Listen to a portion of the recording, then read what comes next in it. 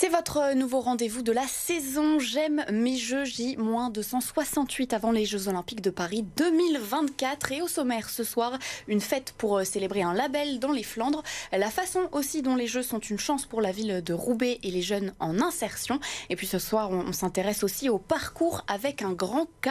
Et si la discipline ne vous dit pas grand-chose, vous la connaissez sûrement sans le savoir. Il s'agit d'un sport où les athlètes sautent du mur en mode Yamakasi. Pour en parler, nous recevons ce soir Blaise Debarge, dirigeant référent parcours, et Jordan Taillé, coach officiel parcours. Bonsoir à tous les deux. Bonsoir. Merci d'être avec nous en plateau. On va donc découvrir la discipline qui pourrait s'inscrire au JO prochainement. Mais avant, c'est le top chrono avec Sport Mag, notre partenaire. Emmanuel Calafiore qui nous a rejoint. Bonsoir Emmanuel, on démarre avec ce chiffre 40. Oui, 40, c'est pas le petit chrono qu'on entend, hein. C'est le nombre de communes dans les Hauts-de-Flandre qui ont toutes obtenu le label Terre de Jeux. C'est vraiment très fort parce que c'est la seule intercommunalité de France à avoir réussi à labelliser le 100% de ses communes. En gros, ce qu'elle doit faire, c'est mettre en place un événement sportif qui va porter les couleurs des JO. Alors ça peut être une course, ça peut être une marche, ça peut être des défis qui permettront notamment aux habitants des communes de gagner des places pour assister aux épreuves des Jeux Olympiques. Donc elles ont reçu ça dans une grande fête avec une belle plaque commémorative. Vous en seriez presque tout chamboulé. Direction Roubaix maintenant. Oui, alors on sait déjà que le stade de Roubaix, le lieu mythique du cyclisme et donc du Paris-Roubaix, va accueillir les entraînements des équipes nationales de cyclisme cet été. Mais ces Jeux sont aussi un moyen de changer l'image de la ville grâce à Sport dans la ville pour faciliter la rencontre entre des jeunes en insertion et les entreprises. Écoutez Philippe Audou, fondateur de Sport dans la ville, au micro de François Ouasson. La finalité de Sport dans la ville, c'est d'emmener les jeunes dans le temps vers un métier, vers une insertion professionnelle durable. On souhaite aussi que ce soit un lieu que s'approprient les entreprises du territoire et on va en faire un lieu de rencontre entre les centaines ou les milliers de jeunes dont on s'occupe, qui sont issus de quartiers prioritaires, qu'on essaie d'accompagner dans leur parcours d'insertion. Un lieu de rencontre entre tous ces jeunes et toutes les entreprises du territoire de Lille et du territoire des Hauts-de-France qui s'investissent à nos côtés pour former les jeunes de Sport dans la ville, pour les recruter et pour les accompagner jusqu'à un emploi durable. Merci beaucoup Emmanuel, et tout de suite, c'est l'heure de l'interview. Alors, on va déjà essayer de poser les bases. Est-ce que l'un de vous peut nous expliquer concrètement à quoi ça correspond le parcours ? Alors, le parcours, c'est vraiment un art de déplacement qui vient de la rue. Donc, on se déplace d'un point A à un point B le plus artistiquement et le plus fluidement possible, en gravissant des obstacles, en mettant notre propre style. Puis voilà, c'est vraiment un sport urbain. En intérieur et en extérieur. C'est là où c'est le plus impressionnant. C'est bien ça. Plus en extérieur.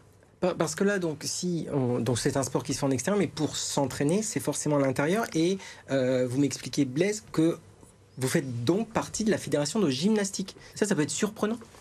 Ben non, ça reste un sport de gym en l'occurrence, même si on s'est vraiment détaché dans ce milieu.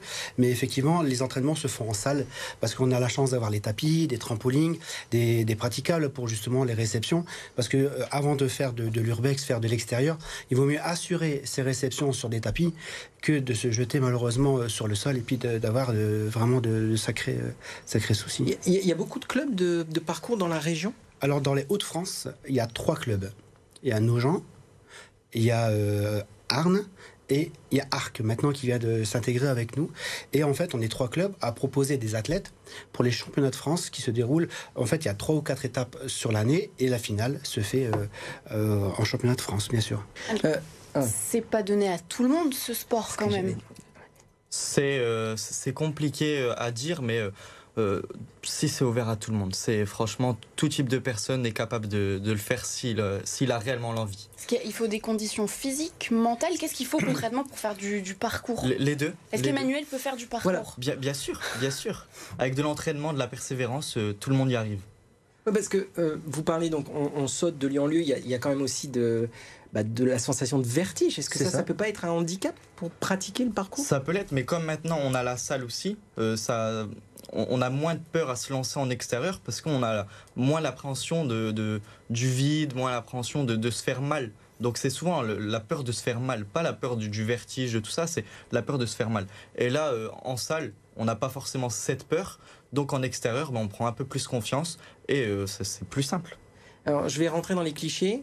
le parcours, les Yamakasi, la banlieue, vous me voyez venir. Oui. Voilà. Est-ce que faire partie de la fédération de gymnastique, c'est aussi un moyen de changer l'image autour du sport? Comme vous disiez, Jordan, pardon, c'est pour tout le monde. Donc Blaise, est-ce que ça aussi, ça a un effet positif? Exactement, justement, ça met en valeur les athlètes, parce que moi je les appelle les athlètes, parce que arriver à ce niveau-là, on peut pas les appeler autrement. Pardon. Et puis il y a des championnats, donc forcément. Exactement. Mais non, justement, c'est pas parce qu'on voit des jeunes monter sur un mur et puis de le sauter qu'ils font forcément des dégradations. Ils font simplement un sport qu'ils aiment et qu'ils veulent mettre en avant. Et justement, la banlieue, etc.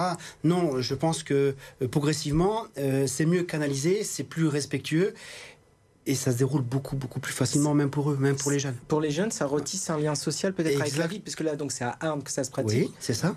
Oui, tout à fait. Non, vous avez tout à fait raison. C'est justement et en mettant des règles, en remettant des bases, ça devient harmonieux en fait. Et ils se mettent dans le droit chemin. Sincèrement, il n'y a pas de délinquance comme on peut croire. Non, c'est vraiment un sport. Il y a plus d'hommes que de femmes.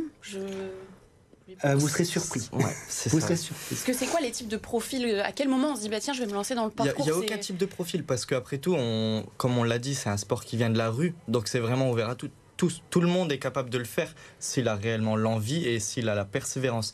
Mais nous, dans notre club, on a des filles, pas mal quand même, et le niveau devient engageant en de plus compétition en plus fort. également. Alors, oui. On le sait pour 2024, c'est pas au JO, 2028, c'est raté. Est-ce que le parcours pourrait s'inscrire en 2032 à Brisbane et comment ça peut se faire? Alors c'est mon plus grand souhait. Franchement, c'est mon plus grand souhait. Il y a des disciplines, en plus c'est une discipline, on va dire, moderne, récente, effectivement. Et de mettre le parcours, c'est donner un autre aspect de la gym. Donc en fait, le parcours, c'est de l'explosivité. Ça explose dans tous les sens. Il y a des rotations partout. Et c'est ce qui donne justement cet aspect spectaculaire. Voilà. Mais là, pour que ça soit inscrit, si la France le demande, ça va se faire ou il faut plusieurs nations? Comment ça fonctionne? Il y a des championnats du monde qui existent déjà, mais il faut beaucoup plus de nations pour justement faire partie des Jeux Olympiques. Et plus il y aura de personnes qui vont intégrer à ce modèle, et on a plus de chances justement de participer aux Jeux Olympiques, effectivement. Eh bien, on suivra ça donc avec attention et promis, on essaiera un J'ai testé pour vous avec Emmanuel, évidemment, des images qui promettent beaucoup de choses. Et on finit cette édition avec la photo finish. Et on conclut, Emmanuel, avec ce chiffre astronomique à nouveau, 400 000. Oui, après 400 000, je multiplie. C'est en fait le nombre de spectateurs qui assisteraient à la cérémonie d'ouverture pour les JO de Paris. Alors 300 000 spectateurs sur les quais hauts, c'est-à-dire les fameuses places gratuites, et 100 000 sur les quais bas, ceux qui ont donc acheté leur place via le site officiel. C'est un chiffre qui est un petit peu inférieur par rapport à ce qui était attendu, mais c'est toujours bien plus qu'à Londres, où à Londres, 80 000 personnes avaient assisté au lancement des Jeux en 2012. Avec des prix qui avaient aussi fait polémique. Oui, merci beaucoup Emmanuel. Et vous retrouverez demain soir Marie Dufour avec les frères Cotte, avec la pleine saison de la courge et des façons de la préparer.